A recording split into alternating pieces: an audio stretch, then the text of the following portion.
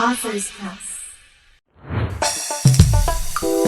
Hey, it's Benji Cole, son of Al Cole from CBS Radio and host of People of Distinction, the talk that gives an in-depth view of some of the most dynamic, intelligent, and successful people on the planet. And on the line with us today, we have Joanna Walker-McClain.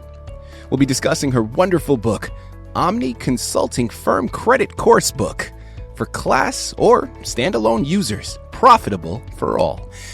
And people, listen, Joanna was brought to our network, People of Distinction, today by some of the best movers in the business. Authors Press Publishing. So if you have a book that you'd like moved, give yourself the best gift you could possibly give and move it through Authors Press. You can find out more information on them at authorspress.com. And listen, it is an absolute pleasure to have Joanna here on the line. Now, the moment you start to do any research on her book, first and foremost, you don't even need to do the research on it, right? I mean, just by looking at the title, you know what we're talking about today. Guys, we're going to talk about fixing some credit, or building some credit, which I guess in a sense would be fixing it as well. Now, this is something that, well, we can go very far down this rabbit hole. This is something that I personally feel should be taught in school. This is something that we, as Americans, all have to deal with. The moment you become eligible to receive a credit card, or I guess responsible enough to receive a credit card, you should. Because we know that so many things, when it comes to living in America, is based upon credit. You want a house? I don't care how much money you have, unless you're going to buy that house outright, you're going to need credit to establish the loan to be received for that. You want a car? Same thing applies. I mean, listen, even cell phones nowadays, because they're so expensive, when you go and purchase a cell phone, depending on your credit, you may have to pay some more money up front for that phone before you receive it. So this is something that affects every single person in this country. It is something that we don't talk about nearly enough. And I'm so excited that we have Joanna here on the line because she is going to walk us through the process, okay? She's going to give us some valuable pieces of information, whether you're just starting out in building your credit, or if you have a credit line already established and you're working on improving it or maintaining it. She's going to be able to answer all the questions. If not within this interview, when you go and pick up the book, you'll find the rest of them there. So without further ado, let's jump right in. Joanna, first and foremost, welcome to People of Distinction, and thank you very much for being a guest with us today. How are you? I am great, Mr. Cole, and thank you so much for the invitation and being online with you today. It's a pleasure. Absolutely. Well, listen, Joanna, the pleasure is all ours. Okay, we have a lot of guests that are submitted to our network for interviewing. So, of course, we have to sift through a lot of them. And when we were approached to take on your book, it was a no-brainer. I mean, again, this is something that I know I'm going to be able to receive valuable information for myself. But this is a wonderful thing to just discuss and talk about because, as I said, I personally feel like this, amongst so many other things, and I'm not knocking the education system, right? Listen, I'm all for teaching algebra and teaching trig, and I know that those things have a value, especially if you're going into those career paths. But if you don't, and listen, it seems like an eternity ago that I graduated from high school and, even through college and my master's, I haven't been a student for quite some time, Joanna. But one thing that I was always thinking about when I was in high school, because when I went into college, it was more of a concentrated course, right? That you were trying to apply for that degree. But prior to that, credit is something that we should absolutely be talking about in school. It's something that everybody has to do. It's something that affects all of us. I mean, filing taxes, another thing. Voting, another thing. So many things that, again, not knocking algebra and trigonometry, those are just the first ones that come to mind. But listen, there's some science courses, there's some history courses, there's a lot of them that we could potentially do without. Anyways, all of this is to say, Joanna, this book is magnificent. What you've put together is profound, and it is an absolute honor to discuss it. Thank you. Of course. Thank you so much. Absolutely. Now, before we go into your book, Joanna, let's start by learning a little bit more about yourself. So please tell our listening audience a little bit more about your background. Absolutely. I am Joanna Walker-McClain. I am originally from Jamaica, the island of Jamaica. So all the islanders out there that are listening. There it is. She's an island hello. guy. So whether you're in Jamaica, in England, or you in the country, another part of the U.S., big up from the islands of Jamaica. So I was in the banking system for 14 years and went to start my own business. I have 3 girls currently as well, and I also was homeschooling my girls during the pandemic that we just came out of. And so my background is in finance, and that's where I positioned my book from. Because I had a finance degree and I experienced these in the banking system. So I wanted to share the knowledge to the viewers and the audience out there. I love it. I love it. Listen, people, you know what that means is that the information that Joanna has put in her book is coming from a very knowledgeable place. Okay, this is not something she's just wrote about. She's actually lived it. So she knows firsthand experiences, a lot of the ins and outs for that. And I absolutely love it. Joanna, without further ado, let's jump right into the book. Omni Consulting Firm Credit Course Book. Tell us a little bit more about your narrative. Yes. So Omni Consulting Firm is my business name and the credit course book. And how this came about, I was preparing myself to teach a course to a group of people. And so when I completed doing the manual for it, the Lord said to me, offer it for sale. And so that's where I branched off into researching to see what company I can go with to make the book available to every viewer out there, to every person in the credit world out there to get a copy of the book. Because it is so important in our day to day. So that's where it came from, the name Omni Consulting Firm Credit Course Book. So teach the courses. There you have it. Now, with regards to what is being discussed in the book, because of course, when it comes to credit, and there's a wide spectrum of what we're talking about here. So talk to our listening audience, Joanna. Are you talking specifically to people that have no established credit but are wanting to start and build credit? People that have maybe not the greatest credit scores and want to improve it? Talk to us about who is the main intended audience that you're reaching out to. Both of the above that you mentioned, anyone that is in the credit world or have not yet reached the credit world. I have dealt with students. When I was in the banking system, I would have a person going off to college, and I love those clientele because they're going to college the first time in the freshman year and going off and not knowing what's going to happen out there. I can talk to their parents about a credit card for your son or your daughter, and because it is so great to have while they're in school, to establish their credit while they are in school. And some parents were very more in-depth, involved in it, where they said, let me go ahead and be a co-signer on their credit, and I would smile when they do that, because what they just did was to help their son or daughter to establish credit even faster.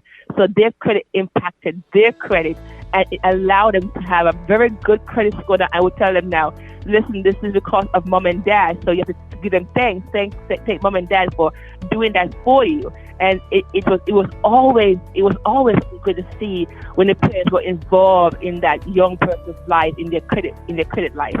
For those who have an established credit as well, to know that there's a starting point, and you can start somewhere. You can talk to the bankers in the bank and see how they can help you get to the place that you should get to. And for those who already have established credit and may have had an issue with your credit, it may not be the best looking right now on your credit report. Understand that it happened, it can be resolved, and you can come back from it. And coming back from is finding the solution to the problem. As in the book I said, you will not know what's affecting your credit unless you know exactly what the issue is. And once you know what it is, you can always bounce back from a bad score, a low score, not so good score. Whatever your score may be, it's not permanent. It's temporary, and there are solutions, and this book offers solutions. Mm-hmm. Joanna, next question that I want to ask, and listen, I know this is very, very basic, but when we're talking about our broadcast here, listen, we're going to have a lot of people listening in and from all ranges of the spectrum. So let's go to the basic ground floor. Okay. Why is credit important to have established? I mean, what benefits can credit bring someone? It can bring them so much benefit. The goal of credit is to help you where you don't have the cash. Sometimes you may have the cash, but it's to help you to stay established in the credit world. Mm-hmm. And so credit is a part of a person's financial portfolio. You have cash, you have checking account, you have savings account. You go up to investment. But sometimes you just need that credit, as you were saying, Mr. Cole, on the call. You're saying we're talking together that you may want to buy a house, and you may not want to buy it outright because you can do something else with that loss of cash. So credit is always important. I have seen the banking system where persons have millions of dollars, but yet they come to the bank for a loan and were not able to get it because they used to have credit but stopped using credit, and it kind of show on your report as no established credit. So it was difficult to give a person with millions of dollars a credit card or a loan because it is showing that they have no established credit. And that is one tool you can bypass. Everything else you may have it to bypass, but credit is so important because it's a part of one's financial portfolio. I always say, look at it now as cash. It's you borrowing from another company, borrowing from a credit card company, and to pay them back within 30 days or pay them back over a period of time based upon your own personal funds that you have to pay back what you want to pay back to the credit company. So it's very important. What it can do to the person's life, it can take you from having no vehicle to having a vehicle, having no house to having a house because you were renting. It can take you from where you may have different things happening and you want to do something different.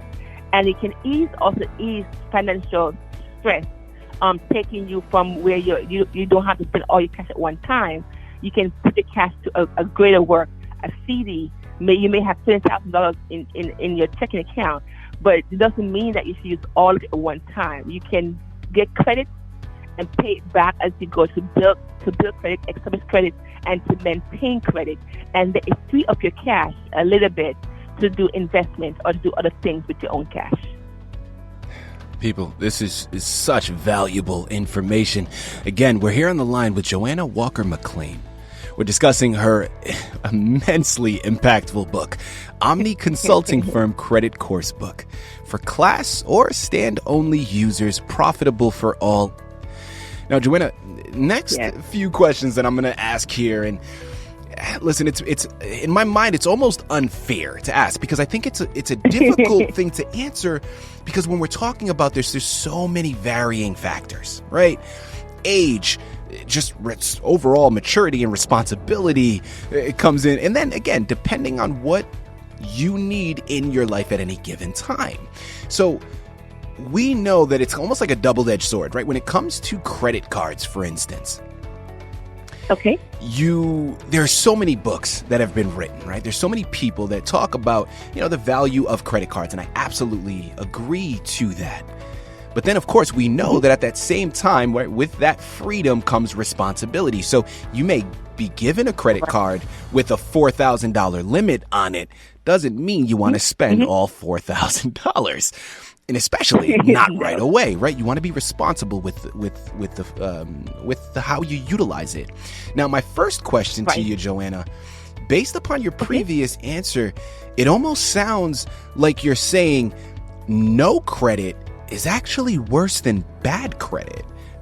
Can you clarify that a little bit for us? Sure. So, and it may spring from that $1 million client response in that one as well. Mm-hmm. No credit or bad credit is like on the same picture. However, because they're already established in the credit world, they will see bad credit as not being responsible.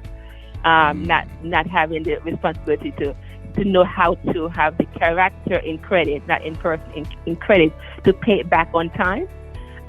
No credit means that you have not been established. So you have nothing at all on your credit report, no file on you about credit. We do not know how you can handle credit. And so those who don't have no credit at all, it may sometimes be difficult to get credit on your own. But if you can get it on your own, it's a perfect way to go. But if the bank decline you and say no because you don't have any credit, we may have to have a co-signer. It's not a bad thing. What it says is that we need to get your credit help before we can give you some credit on your own. Mm-hmm. So no credit is where you have nothing established. And the bad credit is that you were established, but you went down a path that may not be by your own doing, but it could be somebody else's make it happen on you. But bad credit means that we need to revamp you back into good credit. And no credit means that we need to establish you so you can have good credit and stay good. But if you get off the path, we can get you back on the path. Mm-hmm. And this book can teach you how to stay on the path of credit. There you have it. And now, next hypothetical question here. Joanna, mm-hmm. I know from friends of mine growing up, of course, you can't get a credit card in your own name until at least 18, right? Mm-hmm. Certain cards or certain things that you might want to get 21, but 18 is at least the bare minimum. Now, I remember growing up, friends of mine, they didn't have credit cards in their name specifically, but they were authorized users on their parents' credit card. Now, talk to our listening audience for any parents out there listening in that maybe want to give their children a jump start, right? And their children are very young, so they don't have any established credit and they can't for at least a number of years, but they want to put them on as an authorized user on their credit card. A, is that a smart move? And B, as long as the parents are being responsible with their payments, is that going to help build their children's credit score? Perfect. So what I would recommend is that if they're age 18, because that's the age of borrowing, as you just mentioned, is the age of borrowing. So if it's age 18 where they cannot get a credit on their own, the parents can become co-signers to them or even become an authorized user on their credit card. The only thing is this: if their credit card is $20,000 limit and the child is not responsible, or it gets stolen in college, or something happened where they misplaced the card and it was used by somebody else, they can ramp up charges on that credit card, even though Visa makes you get back it because of 0%, 100% fraud protection on the credit card. But the good thing is that I would recommend that the parents start one in the child's name who's 18 and above, and give them a limit of $500. Mm-hmm. That's to keep them with gas going back and forth from school to home and getting groceries and food, paying it down, and you get to use it again. It allows them while they're in college for 4 years to help them to establish that credit based upon their parents' help being on the credit card with them. You will be amazed how quickly their score can come up and have a score with a parent being on a credit card with a child. Now, if they are, say, 17 but are very responsible, they will have to become an authorized user of their parents' credit card. A comment that you made, which is, I'm going to add a little bit of levity to this conversation, but it's also borderline depressing, is when you're saying, you're like, oh, you give them a $500 limit for a month, and that's going to be their gas going back and forth. Well, Joanna, listen, I'm in Southern California. Gas over here in certain places are over $8 a gallon, okay? I don't even think $500 is enough a month the way gas prices are right now. You're absolutely correct. In ages past by, in 5 years or 10 years ago, that may be sufficient. Exactly. But the way our economy is going today, it's going to be more than a $500 limit. It's painful. For a credit card. So they may want to do a $2,000 or $2,500 credit card limit because economy is going in a different direction right now. Right. And we want to make sure that everybody's maintaining this economy. Yeah, absolutely. It's painful. I remember growing up, I'm gonna show a little bit of my age here, but I mean, listen, when I was growing up and I was in high school and I had my first car, I mean, my friends would give me $5 and that would probably, it wouldn't give me like half a tank, but $5 was sufficient, right? I remember I used to drive around for pleasure when I was in high school, and not anymore. Unless I have a designated destination to go to, I'm not driving. I'm not driving. Yeah, Joanna, last hypothetical question. Last hypothetical question here for you. And listen, thank you so much, because the information is so valuable that you're saying right now. So let's say, next hypothetical situation, someone has their credit card. They're established or building their credit that they've already established. Now, I know a lot of times people have different ways of going, or at least I've heard different things. Now, for me, I am deathly afraid of any debt accruing, right? So for me, I pay things off as quickly as humanly possible. Now, some people say, hey, Benji, you should only pay the minimum balance per month for your credit card rather than paying it off in totality. Obviously, if you have interest applied to it, by leaving a remainder amount, now you're increasing what you owe because the interest is added on top. Let's just say, hypothetical situation, the credit card you're using has a 0% interest. So no matter what, it's staying at that amount that you put on it. Joanna, is there any benefit to making a credit card purchase and paying it off literally 2 days later? Or should you have a remaining balance, and will that build your credit faster as long as you're making those minimum payments every month? That's a great question. That's a great question. And the way I'll come at this question is the 0% for a certain time period, say for 18 months, is great. It's good for holiday season, like for Christmas time and that season in the winter.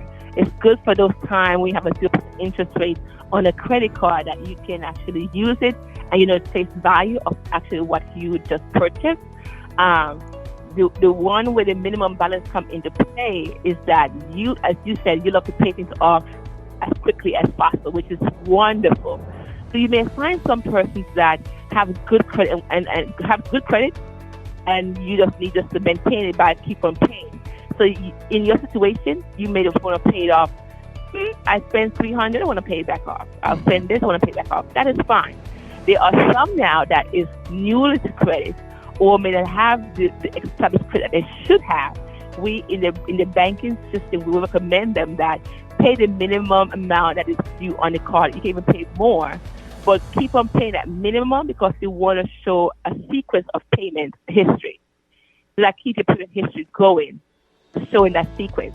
When you pay it off, it's just like you paid off, you paid off. So it doesn't show that much of payment history. But when you're trying to build up to credit and get to a good place in credit, it is very wonderful to pay the minimum amount that is due on the card, or even paying a little bit above the minimum amount. But we always say, don't worry about paying it too quickly off, because you want to keep an established history of payment. So your lenders, your creditors will see that, they are established. They can pay things back on time. We can see a history going on right here. That is the conversation with the credit report and the creditors, so that they know exactly what they're looking for and they know exactly how the client is doing with credit. And for you, Mr. Benjico, I would just say that's perfect for you. That's perfect for you. But for those who want to establish their credit, that's the route to go.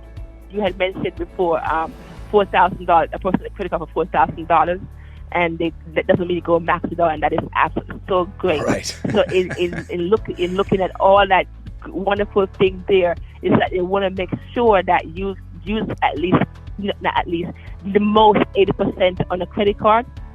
So you will take your balance of the credit card and multiply by 80%. It tells you how much you should spend on that one credit card. It looks good in the eyes of your creditors. There you have it. There you have it. Listen, people, I could sit here, I could talk to Joanna for days, okay? Because, the information that she's saying is so profound. It's so educational. But also, this is great information for me as well. Again, wherever you are on your journey to establishing and building your credit, this book is what you have to pick up. It's a quick read. It's less than 100 pages, but the information is profound. I'm going to say it for you once more, even though I know I don't have to, but let's re-impress it. We're here on the line with Joanna Walker-McClain.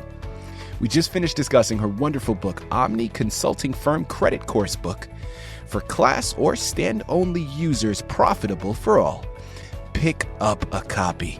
Do yourself a favor. I promise you, your future self will thank you for this purchase. A wonderful journey for you to embark upon yourself. An amazing journey, and really almost a necessity for you to embark upon with your children, because now we're talking about future generations in your lineage. But also a wonderful gift for you to get to put on someone else's shelf. I mean, guys, you know what you have to do. I said it. Pick up your copy today. You surely will not be disappointed. Joanna, this has been an absolute pleasure. Such an honor. I truly mean that. Thank you once again for being a guest with us on People of Distinction. I loved it. You captivate your audience, and you put interest in the conversation and all that wonderful things that's there. It was great. It was great.